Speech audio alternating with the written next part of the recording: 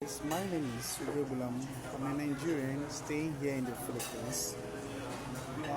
I want to talk about something that is very, I would say, cultural shock. One of the common things here you will see as a foreigner when you come to the Philippines, which I say, will I say, cultural shock?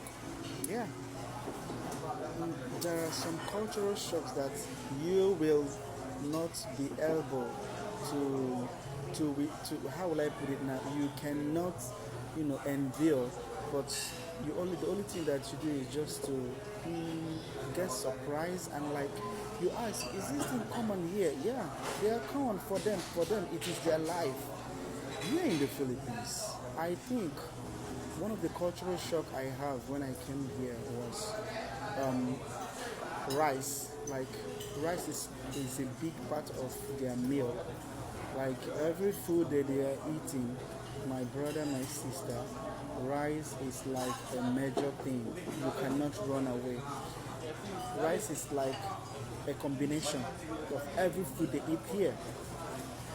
They don't have food like they have food, but for we coming outside Philippines, we believe that it's not common. Like if you are in your country, wherever you're coming from, any part of African country you're coming from,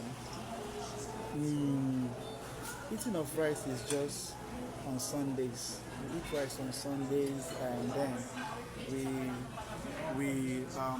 we eat rice maybe when we have occasion, maybe like funeral, um, wedding anniversary, or any get together. That is the only time we get to eat rice. It's not like we don't eat rice. It's not like rice is not our thing. It's our thing, but it's not common here in the Philippines. Rice is like a combination which we eat every meal. They eat rice in the morning. They eat rice in the evening. They eat rice in the night. They eat rice at lunch. They eat rice with this dessert. They eat rice. Oh my God! They even have sticker rice. That one they use chocolate to cook it. After cooking it, the rice will now look like black brownish rice cooked with chocolate. It can be crazy. It can be very very crazy. So that is one of the first cultural shock I had because when I came in, the first day I ate rice a day. I went to buy um, Jollibee, and after buying chicken, because I looked at the menu, there was nothing. Like there was nothing reasonable to eat there. And after buying chicken, I saw something wrapped in the box of the chicken, and it was what rice. I was like, how does white rice, go with chicken? Does it make sense?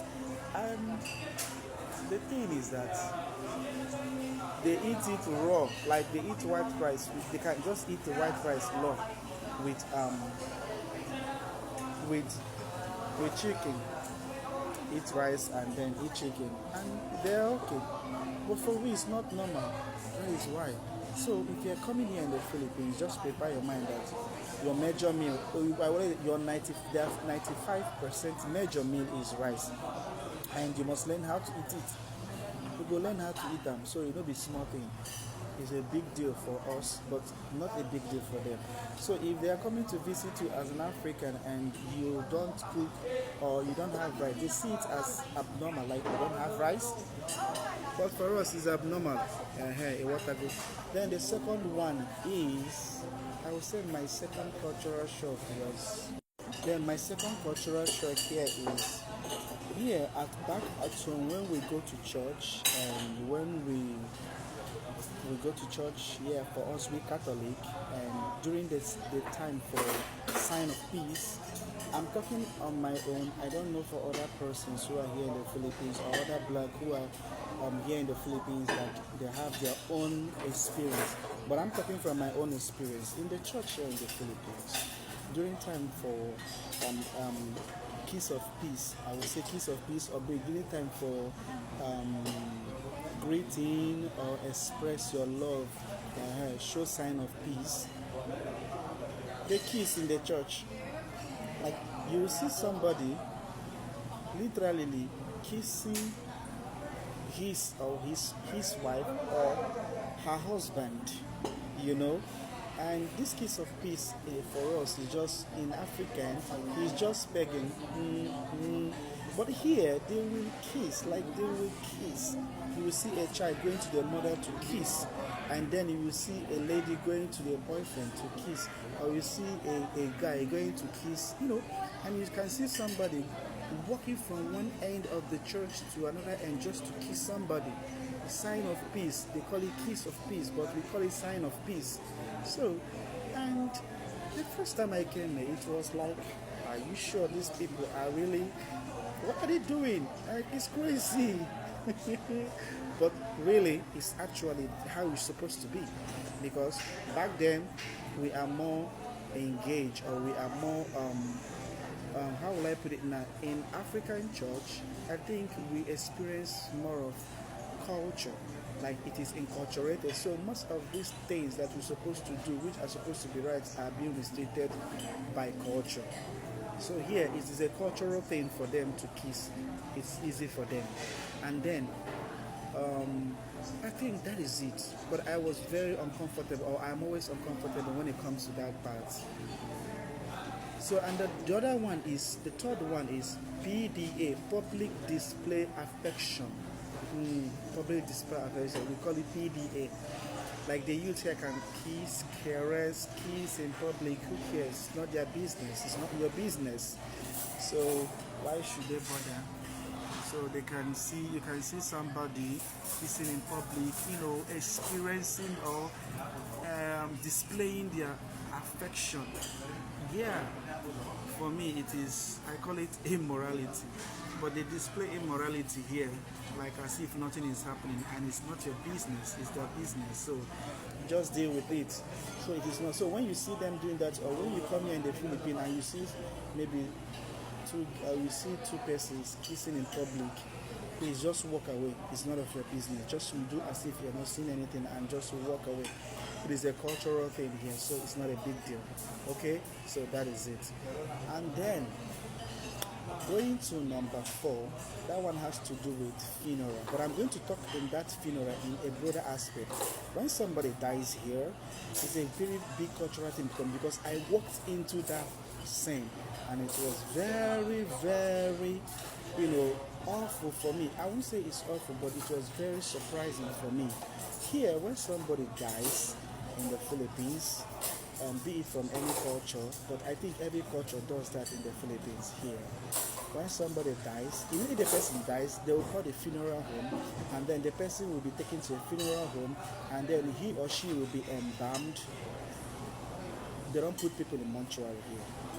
It's not like our country, back in our country, that back in the USA or back in Nigeria, we have a lot of, when somebody died, it is a priority. The first priority is to put the person in the mortuary, and then maybe they now carry out an autopsy, know what next to do, or maybe keep the person and fix a date for the funeral. But here in the Philippines, it is different. It is very, very different. When somebody dies, the next thing is that they call the funeral home, and the funeral home, embalm the person, and then get the person ready, and then he's been put in a coffin, and the person will be brought back to the house for vigil and then condolence. So the person will be kept in his family house for 7 days or thereabouts. So sometimes if the people do not have enough space, they keep the person outside under a canopy. So one day that was when I was going to one of the pastoral work here, and I saw a canopy where people are eating, because throughout that week, people will be eating. The family will not do anything, so their relative will be the one to be helping them in domestic chores. They'll be cleaning for them, they'll be cooking for them, they'll just make them, they'll be helping them because they are bereaved or they are mourning. So the person will be kept under a tent, and the casket will be open, and people will be, coming, singing, coming there for condolence for 1 week or 2 weeks thereabout. It depends the culture or the place that the person is coming from. So it's very crazy. You see, it's very crazy. And then lastly, after that, the person will now be, I think they will take the person on the last day. They will not take the dead person and then to church after funeral, after the requiem mass or the mass for the dead, and then they will not proceed to the cemetery and bury the person. That is it. So here it's not like our place. When somebody dies, then they will keep him in the mortuary and then prepare for his funeral and then, But here the person will be kept in his house. In his house for that week. You'll be seeing him. And they, it's nothing to them. But for we, it was a very big, cultural shock to me. And then the fifth one I will say here is the Filipinos do not joke with their break. Break is like going to heaven. Yeah, break. They don't joke with break. Like you can't get a Filipino who is working and when it's time for break, you come into his office and maybe you're telling him Ate or Kuya, sorry for coming late. I was told that this and that, and you are coming when he was planning to go for his break or maybe 5 minutes to his break. Bro, she or he is not gonna attend to you because their break is their break. They will not even talk to you. Like, they will not even hear what you're going to say. It's not even their business. Because they'll tell you, this is my lunch break. They will not attend to you. Like, their laissez-faire attitude, I won't say it's laissez-faire because they are not, Filipinos naturally are not go-getters. So they believe that everything has its own time to, to acquire. So they don't care, you don't move them. It's not their fault because for them, Filipinos are not, they don't follow up something unless you keep reminding them. They believe that everything has its own time, so that is it. And then, the last but not the least, transportation.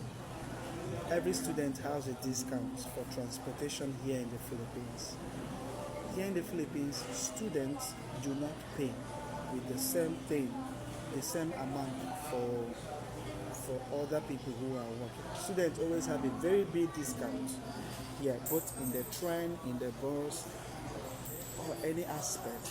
So I don't know other any parts you are staying, but for me here in the capital city, students do not pay the same. Students have a very huge discount, and every Independence Day, transportation is free. Transportation is free during especially the ROT, the MRT or the LRT. That means the train stations. It is free for everybody, both foreigners and both citizens. It is very very free. And then the last one also is that in everything they are doing, senior citizens are always considered as the first. They are called the senior citizens because once you pass the age of 60 years, they are considered as a senior citizen. They receive a lot of benefit from the government. So there are old people who have already gone for retirement. So the government takes care of them, but their health, the government takes care of them, and in every aspect of here, like in every aspect of anything they do here in the Philippines, they're always considered as first. Both in transportation, do you know that you cannot get into a bus and sit where that is meant for senior citizen? No. As a person who is young and still vibrant, you cannot sit the same place where, because there is a seat in every transportation, be it bus, be it train, that is meant for senior citizen. When you go there to see that, they will tell you, get up, this is for senior citizen or for pregnant women or for PWD, that's people with disability. So in every aspect, in everything they do here, they consider those the senior citizens, and then those with listen, people with disability or disability, yes, disabled people. So that is it here. So that is it. So this is my cultural shock. The things I see that I think that I'm not used to, that is quite different from our country or from my country where I'm coming from. Thank you. This is Uwe Blam once again, the guy who's staying in the Philippines. Thank you for watching my video and see you in my next video. Thank you.